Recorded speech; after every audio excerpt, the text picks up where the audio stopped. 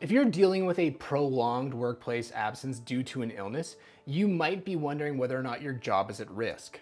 In the alternative, maybe you were recently let go because you missed a lot of work due to being sick. I'm Mike with Cashion Legal, and in this video, I'm going to cover the topic of illness in the workplace. More specifically, I'm going to talk about how much sick time you are allowed to take in Alberta and when taking an absence due to an illness might put your job at risk. I'm also going to cover what some of the consequences might be if your employer improperly terminates your employment due to illness. At the end of this video, you'll have a better understanding about how to manage your illness-related workplace absence. Let's get things started by covering some of the basic protections that exist for Alberta employees when it comes to sick leave. Under the Employment Standards Code, any employee who's been with an employer for a period of at least 90 days can take up to 27 weeks of sick leave in a calendar year. It should be noted that this is not necessarily paid leave, and unless your contract says otherwise, you can assume that this is unpaid sick leave. However, during this period of time, your job is protected.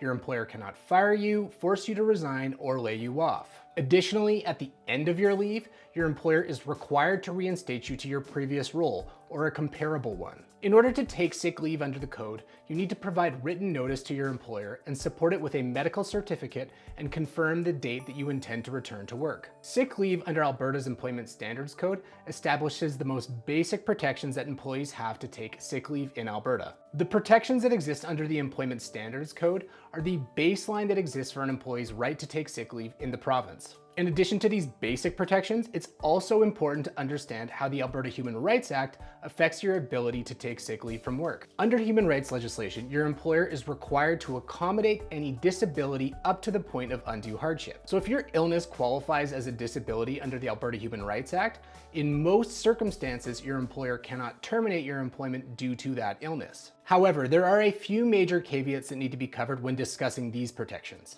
The first thing to clarify is that not every illness qualifies as a disability. If you're suffering from a transient illness like the common cold or flu, this likely does not qualify as a disability, meaning you do not receive protections under Alberta's Human Rights Act. On the flip side, if you're suffering from a serious long-term illness, this might qualify as a disability, meaning you do have these protections. The other major important caveat to cover is that your employer is only required to accommodate you up to the point of undue hardship. This means that there are some situations where your illness might qualify as a disability, but your employer is still permitted to terminate your employment due to that illness because keeping you employed would constitute an undue hardship on the employer. The last qualification I want to make about these protections is that your obligations in this process are more elevated than they would be under the Employment Standards Code. As I mentioned earlier, in order to take sick leave under the code, you only need to provide your employer with a medical certificate confirming the necessity and duration of your absence in order to avail yourself of that benefit. Conversely, to trigger your employer's duty to accommodate under Alberta human rights legislation,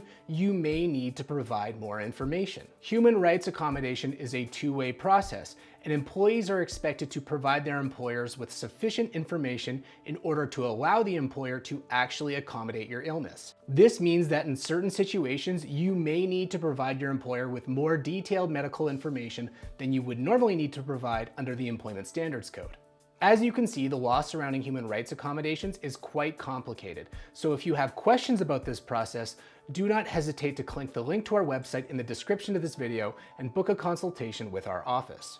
So now that I've covered some of the protections that exist under Alberta's Employment Standards Code and under human rights legislation, let's talk about the situations where your employer can terminate your employment due to an illness. One situation where this can arise is in the concept of frustration of contract. Frustration of contract occurs where an employee is suffering from a long-term illness and shows no reasonable prospects of recovery. In this situation, the employer can communicate to the employee that the employment relationship is at an end and both parties are discharged from their obligations under the contract. Because the employment contract has been frustrated by the party's inability to fulfill the terms of the contract, in this situation, you would not get any severance from your employer. So while this is not technically a termination of employment by the employer, this is a way that your employer can communicate the end of your employment contract if you are absent due to a long-term illness. Another situation where termination due to illness is permitted is if the employee fails to communicate with the employer about their illness. For example, if the employee does not comply with their obligations under Alberta's Employment Standards Code,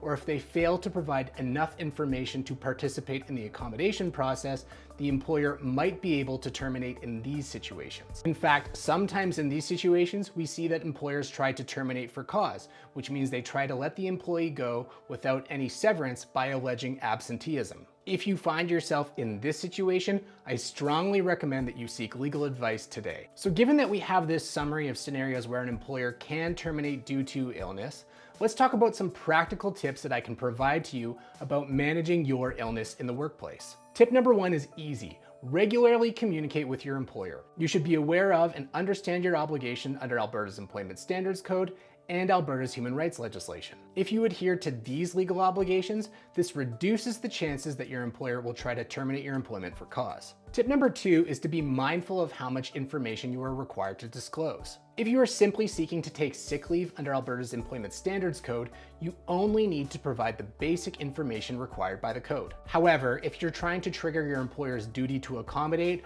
or if you're trying to trigger a paid sick leave benefit that your employer might have, you might need to provide more information in those situations. My third piece of advice is to understand what you're entitled to return to at the end of your sick leave. If you're returning to your workplace from a prolonged absence and your employer is trying to make changes to the terms of your employment, you should ask yourself whether you're agreeable to these changes. If these changes constitute a significant departure from your prior role and you don't agree with these changes, you do have the ability to push back in these circumstances. The bottom line is that while you do have protections regarding illness-related absences, these protections are not absolute. If you fail to comply with the requirement to communicate with your employer regarding these absences, this can put your job at risk. Similarly, if you're seeking protection under Alberta's human rights legislation, it's important to understand what you need to do in order to trigger your employer's duty to accommodate. Failure to properly participate in the accommodation process can have serious negative consequences. At Cashion Legal, we regularly help employees who are dealing with workplace-related absences by providing them with clarity about their situation, strategies for managing their absence, and peace of mind through sound advice and strong representation. If the content of this video is applicable to your situation and you're looking for assistance, do not hesitate to click the link to our website in the description of this video and book a consultation with our office today.